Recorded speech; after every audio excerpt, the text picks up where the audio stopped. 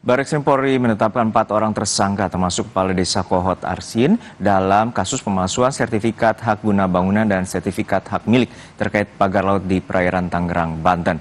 Alasan ekonomi menjadi motif para tersangka membuat dokumen palsu sertifikat pagar laut. Kasus pagar laut Tangerang kini memasuki babak baru. Barreskrim Polri menetapkan Kepala Desa Kohot Arsin sebagai tersangka kasus pemalsuan sertifikat hak guna bangun dan sertifikat hak milik terkait pagar laut di perairan Tangerang, Banten. Tak hanya Arsin, polisi juga menetapkan 3 orang lainnya sebagai tersangka, yakni Sekretaris Desa Kohot Ujangkarta, serta 2 penerima kuasa berinisial SP dan CE. Dirtipidum Barreskrim Polri, Brigjen Juhandadi menyebut penetapan keempat tersangka dilakukan setelah dilaksanakan gelar perkara dan pemeriksaan. Menetapkan Saudara A selaku Kades Kohot, Saudara UK selaku Sekdes Kohot, Saudara SP selaku penerima kuasa, dan Saudara CE selaku penerima kuasa telah kita sepakat kita tetapkan sebagai tersangka. Polisi bilang dalam pembuatan dokumen palsu SHM pagar laut Tangerang ada permohonan fiktif yang disusun hingga terbit 260 SHM atas nama warga Kohot yang dibuat sejak Desember 2023 sampai November 2024. Polisi juga bilang alasan ekonomi jadi motif para tersangka membuat dokumen palsu sertifikat pagar laut Tangerang.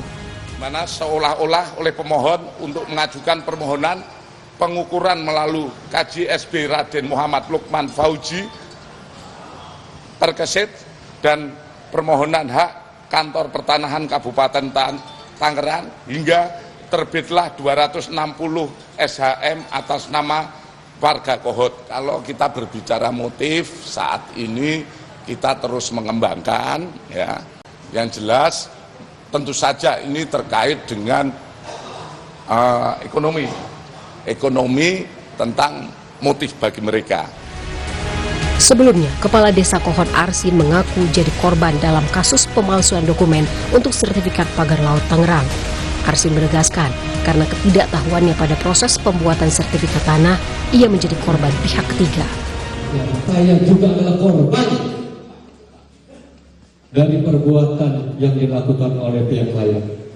Tentunya ini terjadi akibat dari kekurangan pengetahuan dan tidak kehati-hatian yang saya dapat lakukan pelayanan publik di Desa Kohot. Selain menetapkan 4 tersangka, polisi juga akan terus menyelidiki pihak yang menginstruksikan dan memanfaatkan dokumen palsu pagar laut Tangerang. Polisi juga akan berkoordinasi dengan imigrasi untuk proses pencekalan 4 orang yang kini menyandang status tersangka. Tim Liputan Kompas TV. Kita bergabung dengan jurnalis Kompas TV, Edwin Chan, dan juru kamera Zamzari di Barreskrim Mabes Polri Jakarta. Edwin, untuk saat ini apa saja bukti yang menguatkan penetapan 4 tersangka termasuk Kepala Desa dari Kohot Arsin, dan ini katanya sudah ada 260 surat sertifikat hak milik dan surat hak guna bangunan dari pagar laut itu? Selamat siang Juno dan juga saudara. Kalau ditanya terkait dengan apa saja bukti yang menguatkan dari dinyatakannya 4 tersangka yang kemarin disebutkan oleh Direktur Tindak Pidana Umum, di sini ada Brigjen Pol Juhandani Raharjo Puro, memang menyatakan sejumlah surat-surat yang ditemukan yang dimana diduga dimanfaatkan oleh para tersangka untuk kemudian melakukan permohonan pengukuran, lalu juga melakukan pernyataan hak seperti itu ya. Nanti akan saya jelaskan, tapi yang pertama pastinya ada surat palsu berupa girik. Lalu yang kedua ada surat pernyataan penguasaan fisik bidang tanah. Dilanjutkan di surat pernyataan tidak sengketa, surat keterangan tanah, dan juga surat pernyataan kesaksian, surat kuasa pengurusan permohonan sertifikat dari warga Kohot, dan juga dokumen-dokumen yang dibuat oleh Kepala Desa dan Sekretaris Desa dari periode Desember 2023 hingga 2024. Nah, dari surat-surat itu memang digunakan dan dimanfaatkan, diduga diklaim oleh pihak kepolisian untuk mendapatkan apa? Permohonan pengukuran melalui kantor jasa surveyor berlisensi, lalu juga ada untuk mengajukan permohonan hak kantor pertanahan Kabupaten Tangerang. Nah, ini yang memang menjadi bukti kuat. Nah, selain dari surat-surat tersebut, bukti kuat lainnya adalah lewat konfrontasi yang dilakukan oleh pihak kepolisian. Nah, di sini konfrontasi itu berupa pertanyaan dan juga penyelidikan lebih lanjut kepada Kades Kohot Arsin bersama dengan Sekdes Ujang Karta, lalu juga ada penerima kuasa di sana yang berinisial SP dan CE, menyatakan terdapat keterangan yang berbeda-beda dan mereka saling menunjuk. Pun disebutkan bahwa mereka merupakan pihak ketiga yang diminta untuk membuat surat-surat tersebut. Nah, nanti ke depannya ini akan kita lihat bersama bagaimana 260 SHM ini dapat diterbitkan. Lalu terkait dengan ditanyakan juga oleh kami teman-teman media kemarin kepada Brigjen Pol Juhandani terkait dengan 263 dan 263 SHGB maksud kami dan 17 sertifikat hak tanah SHT seperti itu ya. Itu akan seperti apa? Nah, dari Bareskrim Polri sendiri telah mendelegasikan tugas untuk melakukan penyidikan lebih lanjut. Nah, sampai sekarang pun yang dipertanyakan adalah mengapa mereka belum ditangkap, karena dari pernyataan Juhandani kemarin bahwa kepolisian baru saja menetapkan tersangka dan kemudian selain konfrontasi kemudian nanti akan dilakukan penangkapan untuk kemudian diselidiki lebih lanjut. Seperti itu kurang lebih, Juno. Ya, Dwi, untuk saat ini dari penelusuran Bareskrim Polri, bagaimana dengan tersangka dan perannya dari 4 orang ini, dan kemudian apakah ada potensi penambahan tersangka?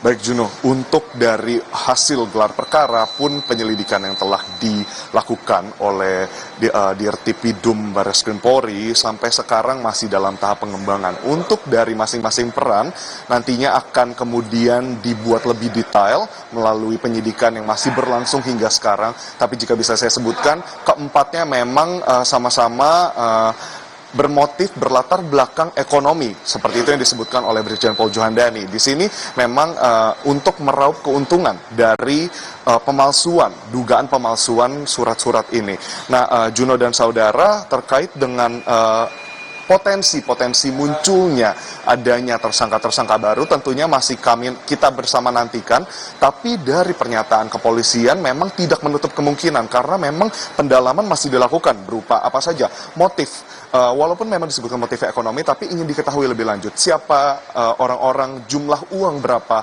yang memang masuk ke rekening yang nantinya akan ditelusuri lebih lanjut, lalu siapa yang meminta, karena memang di sini dari para tersangka yang telah dikonfrontasi sebelumnya menyatakan ada yang menyuruh mereka, lalu berikutnya ada juga pihak-pihak yang membantu mereka. Nah, itu semua akan ditelusuri dan memang di sini dari Brigjen Pol Juhandani sendiri menyatakan dan meminta kita semua untuk menantikan hasil penyidikan. Nah, di sini juga yang menarik, Juno dan saudara, adalah bagaimana bukan hanya terjadi di Kabupaten Tangerang. Dari total 30,16 km pagar laut ini membentang, ada pula masuk ke wilayah Kabupaten Bekasi, yang dimana dari Kabupaten Bekasi sendiri dinyatakan oleh kepolisian bahwa untuk pengungkapan dari dugaan pemalsuan surat dan sertifikat ini lebih mudah dilakukan. Mengapa demikian? Karena sudah ada beberapa pemohon yang diketahui.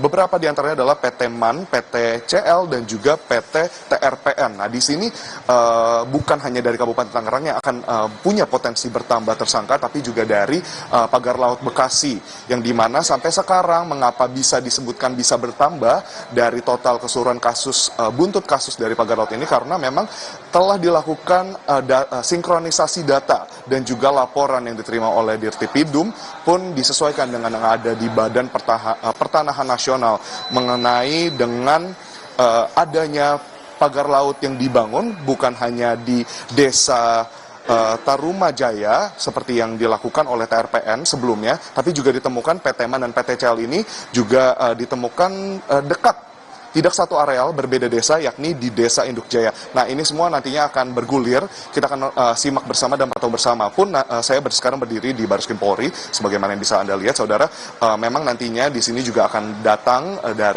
dinyatakan seperti itu ya, memang diagendakan Kementerian Desa dan juga PKT akan datang ke sini nantinya, dan kami akan bertanya bersama tentang bagaimana langkah dari pemerintah pusat terkait dengan kasus pagar laut ini. Kembali ke studio, Juno. Baik, kita nantikan bagaimana pengusutan tuntas terkait dengan penerbitan sertifikat palsu, ratusan sertifikat palsu pagar laut perairan Tangerang, Banten. Terima kasih, jurnalis Kompas TV Edwin Chan dan Zamzari dari Baris Krim Polri.